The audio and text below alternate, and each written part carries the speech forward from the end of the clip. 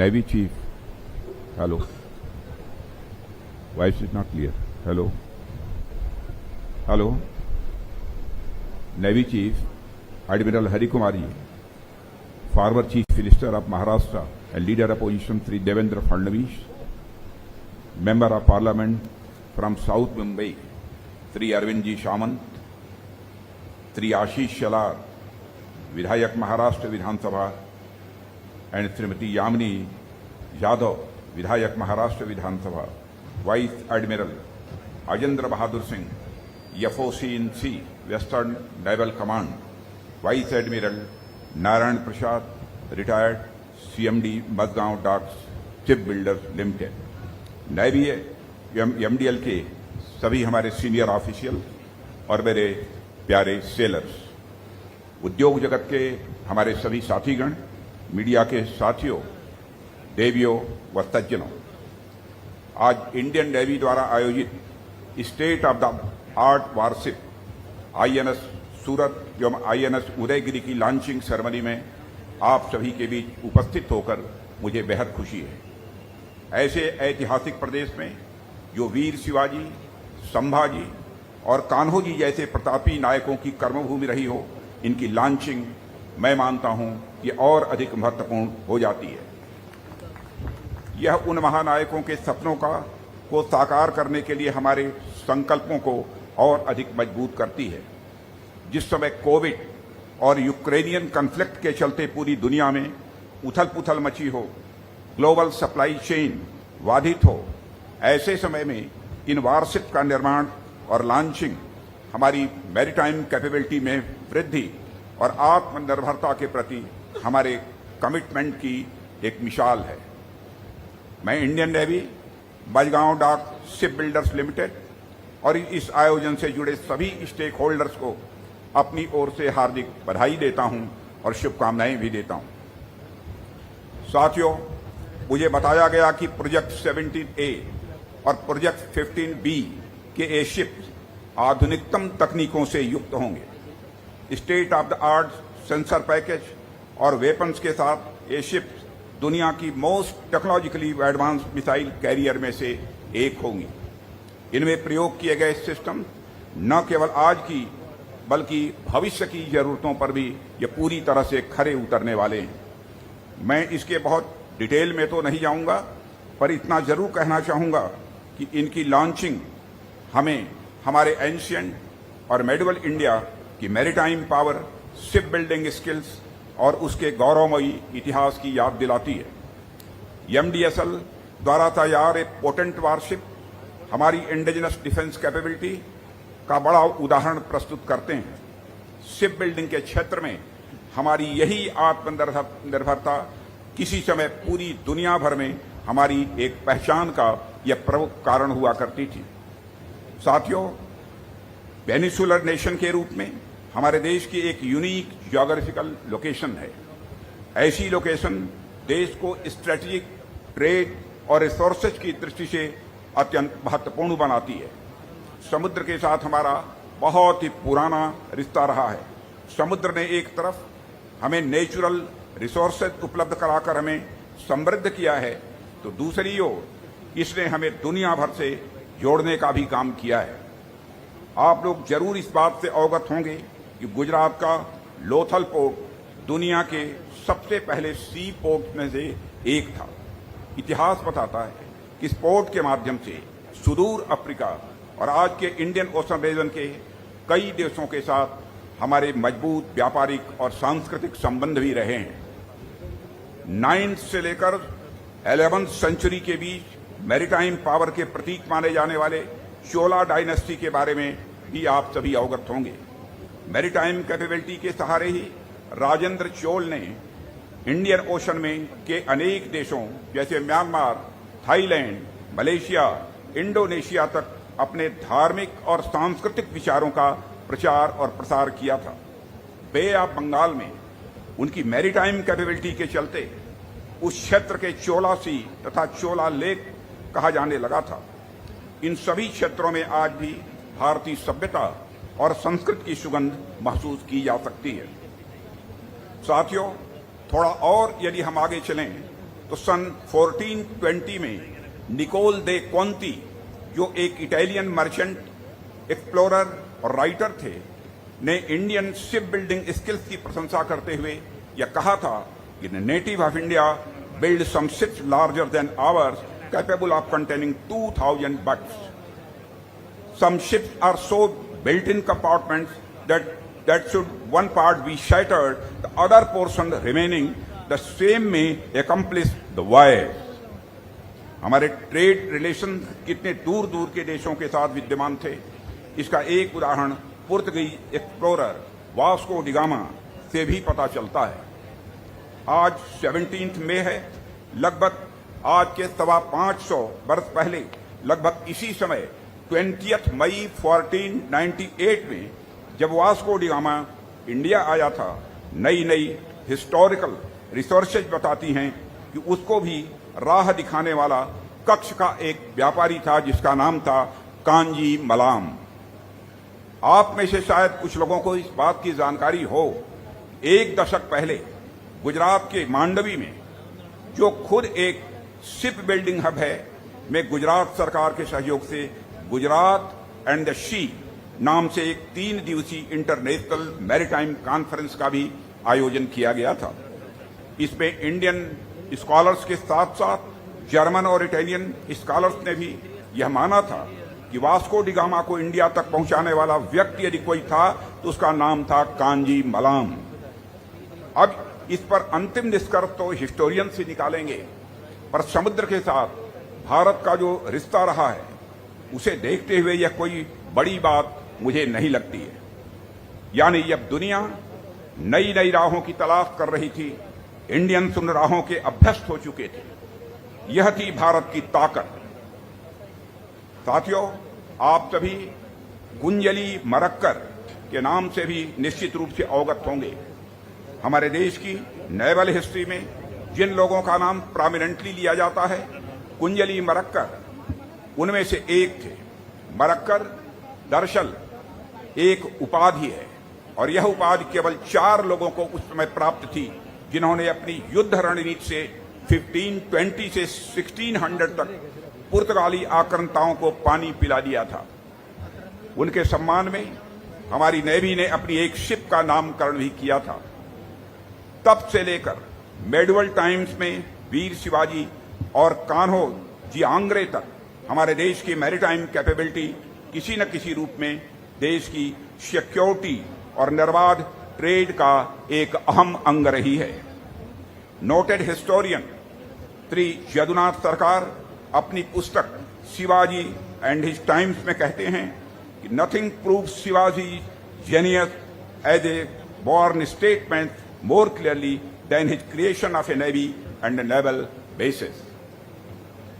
Kanhoji Angre Maratha navy के अत्यंत काबिल एडमिरल थे, जिन्होंने अपनी नौसेना की शक्ति से ब्रिटिश, डच और पुर्तगीज शिप्स पर भी टैक्स लगाना शुरू कर दिया था.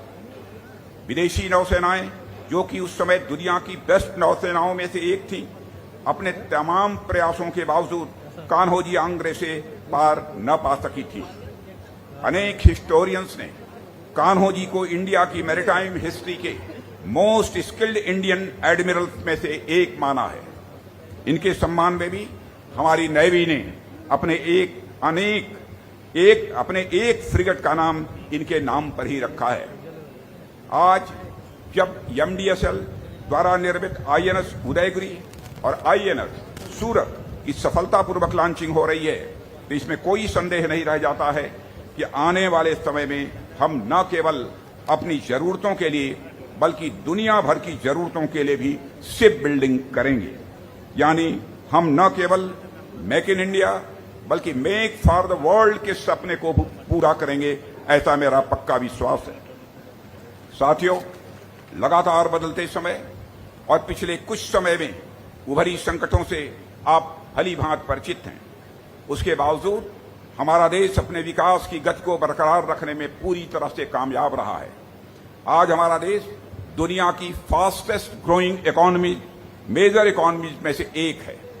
तमाम चुनौतियों के बावजूद हमारे एक्सपोर्ट्स लगातार नए कीर्तिमान कायम कर रहे हैं. इंडिया और ऑस्ट्रेलिया के बीच एक लैंडमार्क बाइलेटरल ट्रेड पैक्ट यानी economic cooperation and trade agreement अभी हाल में ही साइन किया गया है और अन्य पार्टनर कंट्रीज के साथ ऐसे ट्रेड एग्रीमेंट्स के लिए भी काम चल रहा है। जीएसटी हो या इनकम टैक्स, इनका अभूतपूर्व कलेक्शन हुआ है और यह सभी हमारे वर्तमान और समृद्ध भविष्य प्रॉस्परस फ्यूचर के भारत की तस्वीर को हमारे सामने रखते हैं। ग्रोइंग इकोनॉमी का सीधा अर्थ है लगातार बढ़ता हुआ ट्रेड, जिसमें से अधिकांश सी रूट्स के माध्यम से ही होता है। यानी हमारा देश उन देशों में से एक है जिनका इंटरेस्ट इंडियन ओशन से सीधा जुड़ा हुआ है। साथियों, थोड़ा और व्यापक परिप्रेक्ष्य में देखें तो इंडो पैसिफिक, जहां से पूरी दुनिया भर को 2/3 से अधिक ऑयल शिपमेंट होता है, 1/3 बल्क कार्गो और आधे से अधिक कंटेनर ट्रैफिक गुजरते हैं, यानी यह क्षेत्र पूरी दुनिया के अपने इंटरेस्ट को प्राप्त करने में एक की रूट की भूमिका निभाता है। इंडो पैसिफिक रीजन की महत्ता पूरे वर्ल्ड की इकोनॉमी के लिए बहुत ही महत्वपूर्ण हो जाती है। ऐसे में क्षेत्र के एक जिम्मेदार स्टेक होल्डर होने के नाते इंडो पैसिफिक को ओपन, सेफ और सिक्योर रखना इंडियन नेवी का प्राइमरी या ऑब्जेक्टिव हो जाता है। साथियों, इस रीजन में एक रेस्पॉन्सिबल मैरीटाइम स्टेक होल्डर के रूप में भारत कंसेंसस बेस्ड प्रिंसिपल्स और पीसफुल, ओपन, रूल बेस्ड और स्टेबल मैरीटाइम ऑर्डर का सपोर्टर है। इस रीजन का एक महत्वपूर्ण देश होने के कारण इसकी सुरक्षा में हमारी नेवी की भूमिका और अधिक महत्वपूर्ण हो जाती है। मुझे खुशी है कि हमारी नेवी इस उत्तरदायित्व का निर्वाह भली भांति कर रही है। पड़ोसियों के साथ मैत्री भाव, खुलापन, संवाद और सह अस्तित्व की भावना के साथ हमारे माननीय प्रधानमंत्री जी ने Sagar, security and growth for all in the region vision की जो परिकल्पना की थी, उसके मूल में हमारे यही कर्तव्य भाव थे जिनका निर्वहन आप सभी लोग भली भांति कर रहे हैं। इसी तरह लुक ईस्ट, एक्ट ईस्ट जैसी हमारी पॉलिसीज और आसियान और बिम्स्टेक जैसी ग्रुप ऑफ कंट्रीज के साथ हमारे संबंधों की मजबूती में भी इंडियन नेवी की बहुत ही महत्वपूर्ण भूमिका रही है। इसके लिए अपनी इंडियन नेवी को अपनी तरफ से हार्दिक बधाई देता हूं। अभी कुछ ही समय पहले मैंने यूएस के इंडो पैकाम के हेडक्वार्टर्स हवाई की विजिट की थी। इंडो पैकाम ने भारत के साथ काम करने की इच्छा व्यक्त की है और यह इंडियन आर्म फोर्सेस की और खासकर इंडियन नेवी की कॉम्पिटेंस और इंडियन नेवी में किए जा रहे एक्सलेंट वर्क्स का यह प्रमाण है। साथियों, वर्तमान में सिक्योरिटी का जो इवॉल्विंग माहौल है, इंडियन ओशन और इंडो पैसिफिक में जैसी स्थितियां उभर कर आ रही हैं, उसमें साफ जाहिर होता है कि इंडियन नेवी की भूमिका भविष्य में और अधिक आगे बढ़ने वाली है। ऐसे में क्षेत्र में अपनी प्रेजेंस को मजबूती से बरकरार रखने, आपदाओं के समय हमारी भूमिका, इकोनॉमिक वेलबींग और हमारी फॉरेन पॉलिसीज के उद्देश्यों के लिहाज से भी आपका रोल आने वाले समय में और अधिक महत्वपूर्ण होने वाला है। हमें इनको ध्यान में रखते हुए अपनी नीतियां और योजनाएं भी यह बनाने की जरूरत है। साथियों, मॉडर्न मिलिट्री हिस्ट्री का सर्वे करें तो एक बात पूरी तरह से साफ हो जाती है कि यदि कोई भी देश मेनलैंड से दूर अपने इकोनॉमिक या स्ट्रेटेजिक इंटरेस्ट को प्रोटेक्ट करना चाहता है तो उसे मेनलैंड से काफी दूर तक के क्षेत्रों में मिलिट्री पावर प्रोजेक्ट करना यह आवश्यक हो जाता है। दुनिया के डिस्टेंट रीजन्स में अगर हम अपने नेशनल इंटरेस्ट की रक्षा के लिए अपनी मिलिट्री पावर को एप्रोप्रिएटली प्रोजेक्ट करना चाहते हैं तो नेवल सिट शायद इसके लिए बेहतरीन माध्यमों में से एक है। इसलिए अगर कोई भी देश रीजनल या ग्लोबल पावर एस्पिरेशंस रखता है तो उसके लिए एक स्ट्रांग नेवल फोर्स का डेवलपमेंट यह अति आवश्यक हो जाता है। आज जब हम एक स्ट्रांग, सिक्योर और प्रॉस्परस इंडिया बनने की ओर आगे बढ़ रहे हैं जो एक ग्लोबल पावर के तौर पर रिकॉग्निशन प्राप्त कर सके, तो हमारे इस प्रयास में इंडियन नेवी की बहुत ही महत्वपूर्ण भूमिका रहने वाली है। साथियों, आत्मनिर्भरता के क्षेत्र में हमारी नेवी की प्रोग्रेस के बारे में भी मैं अपनी कुछ बातें रखना चाहूंगा। हमारे लिए यह गौरव का विषय है कि इंडिजिनाइज्ड शिप्स और सबमरीन्स की मैन्युफैक्चरिंग आज में पहले से ही बहुत आगे रही है और मेक इन इंडिया जैसे इनिशिएटिव्स के साथ जुड़ते हुए हमारी नेवी ने वर्ष 2014 में 76% AON तथा 66% caste basis contract Indian vendors को दिए हैं तथा लगभग 90% नेवल एम्यूनिशन का इंडिजिनाइजेशन हुआ है। इसके अतिरिक्त पिछले 5 फाइनेंशियल ईयर से नेवी के मॉडर्नाइजेशन बजट का 2/3 से अधिक भाग स्वदेशी खरीद पर यह खर्च किया जा रहा है। हम सभी के लिए खुशी की बात है कि हमारी नेवी द्वारा ऑर्डर किए गए 41 शिप्स और सबमरीन्स में से 39 इंडियन शिपयार्ड से हैं और यह नेवी की आत्मनिर्भर भारत के प्रति कमिटमेंट का एक बहुत बड़ा प्रमाण है। हमारे लिए साथियों यह भी महत्वपूर्ण है कि अब तक हमने जो सफलता हासिल की है उसकी गति को हम बनाए रखें। सरकार द्वारा उठाए गए कदमों से इसे और भी बल मिलेगा, ऐसा मेरा पक्का विश्वास है। साथियों, indigenous aircraft carrier INS Vikrant का डेवलपमेंट भी नेवी की सेल्फ रिलायंस की राह में एक मील का पत्थर है और मुझे इस बात की खुशी है कि कोविड की कहर के बावजूद शिप ने अपने आवश्यक ट्रायल्स भी पूरे कर लिए हैं और यह कैरियर हमारी रीच इंडियन ओशन से बढ़ाकर पैसिफिक और अटलांटिक ओशन तक कर देगा, ऐसा मेरा विश्वास है। INS विक्रांत की कमीशनिंग न केवल नेवी के लिए बल्कि इंडियन डिफेंस की हिस्ट्री में भी एक गोल्डन मोमेंट होगा। भारत की स्वतंत्रता की 75वीं वर्षगांठ और 1971 में भारत की विजय की 50वीं वर्षगांठ पर राष्ट्र को इससे अच्छा तोहफा शायद और कोई दूसरा नहीं हो सकता है। साथियों, मैं मझगांव डाक शिप बिल्डर्स लिमिटेड को भी अपनी तरफ से विशेष रूप से बधाई देना चाहता हूं। हमारे बीच MDSL के CMD vice admiral Shri Narayan Prasad ji और अदर एग्जीक्यूटिव एंड इंजीनियर्स भी यहां पर मौजूद हैं। मैं उनसे भी अपनी कुछ बातें कहना चाहूंगा। साथियों, वैश्विक सुरक्षा कारणों, बॉर्डर डिस्प्यूट्स और मैरीटाइम डोमिनेंस की इंपॉर्टेंस के चलते दुनिया भर के देश आज अपनी मिलिट्री पावर आधुनिक और मजबूत करने की दिशा में तेजी के साथ आगे बढ़ रहे हैं। मिलिट्री साजो सामान की मांग भी लगातार बढ़ रही है। ऐसे में आज हमारे पास पूरा अवसर है कि हम अपनी क्षमताओं का पूरा इस्तेमाल करें, नीतियों का लाभ उठाएं और देश को इंडिजिनस शिप बिल्डिंग हब बनाने की ओर तेजी से आगे बढ़ें।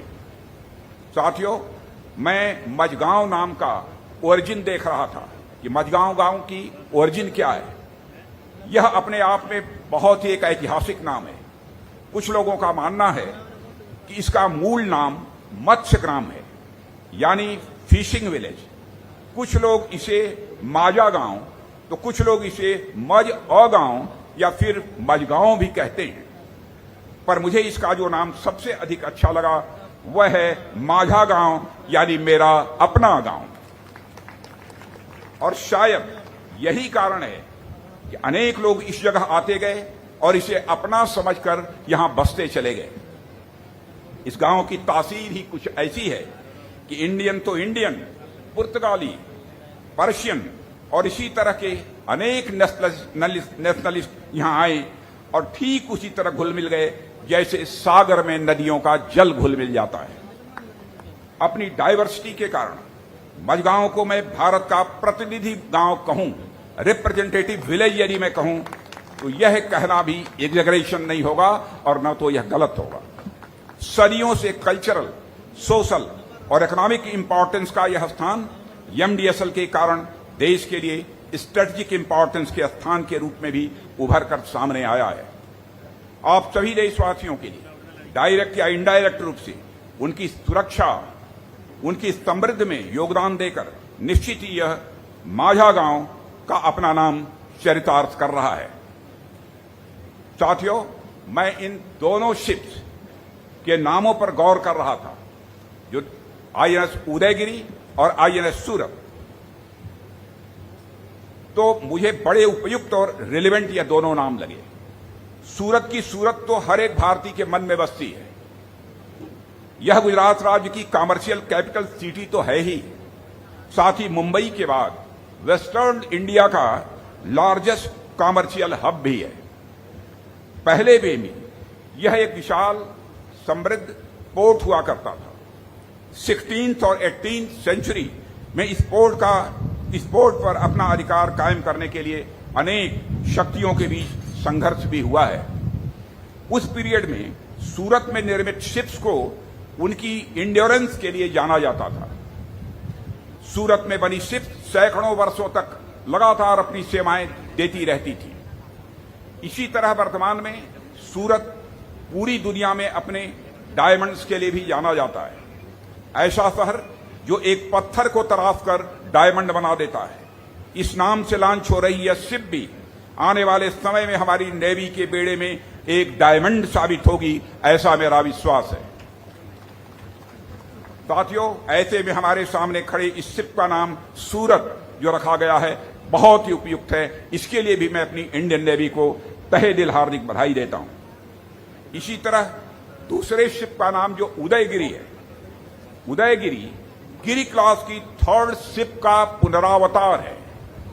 गिरी क्लास हमारे नेशनल प्राइड का एक सिंबल रहा है और इसी से बिल्डर्स नेवी बनने की हमारी एम्बिशियस जर्नी की शुरुआत होती थी। मुझे विश्वास है कि आईएनएस उदयगिरी, जिसका नाम माउंटेन रेंज पर आधारित है, राष्ट्र के प्रति अपनी सेवाओं को माउंटेन से भी यह ऊंचा ले जाने में कामयाब होगा, ऐसा मेरा पक्का विश्वास है। उदयगिरी नाम से मुझे मध्य प्रदेश के विदिशा का नाम भी स्वाभाविक रूप से याद आता है, जो हमारे पूर्व प्रधानमंत्री श्रद्धेय अटल बिहारी वाजपेयी और पूर्व विदेश मंत्री श्रीमती सुषमा स्वराज की कर्मभूमि रही है। जिस तरह विदिशा से जुड़ी इन हस्तियों ने हमारे देश का नाम और मान पूरी दुनिया में बढ़ाया, उसी तरह विदिशा से जुड़ी यह उदयगिरी भी हमारे देश की नेवल पावर को भी दुनिया में और अधिक प्रतिष्ठित करने का काम करेगी, ऐसा मेरा विश्वास है। मुझे यह भी विश्वास है कि आने वाले वर्षों में आईएनएस सूरत और आईएनएस उदयगिरी महासागरों पर गर्व के साथ हमारे ध्वज को बुलंदी से फहराएंगे और यह दोनों शिप्स न केवल हमारी सामरिक ताकत बल्कि हमारी आत्मनिर्भरता की ताकत से भी दुनिया को परिचित कराएंगे। साथियों, इस अवसर पर अधिक कुछ न कहते हुए मैं एक बार पुनः आप सभी को बधाई देता हूं और मैं सरकार की ओर से हर प्रकार के सहयोग का आश्वासन देते हुए आप सबके भविष्य के प्रयासों के सफलता के लिए अपने हार्दिक शुभकामनाएं देते हुए अपना निवेदन समाप्त करता हूं। आप सबको बहुत बहुत धन्यवाद।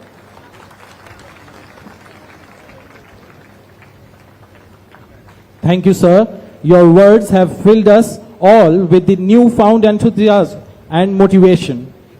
Now the time has come for the launching of Yard 707. May I now request our chief guest, Mananiya Raksha Mantri ji, to proceed to the Ritchie Dry Dock, the venue for the launch of the 4th destroyer of Project 15 Bravo. Along with the chief guest, I request the Chief of the Naval Staff, Admiral P. Harikumar, Flag Officer Commanding in Chief, Western Naval Command, Vice Admiral Ajendra Bahadur Singh and Srimati Charu Singh, CMD MDL, Vice Admiral Narayan Prasad and Srimati Jayashri Prasad, Controller of Warship Production and Acquisition, Vice Admiral Kiran Deshmukh, Shri Devendra Fadnavis, Member of Legislative Assembly, Members of Legislative Assembly Shri Ashish Shelar and Srimati Yamini Yashwant Jadhav, Director General of Naval Design Rear Admiral G.K. Harish, Director Shipbuilding Mr. Biju George and AWPS Captain Sanjay Bhatt to proceed to the Ritchie Dry Dock, the launch site of Yard 707.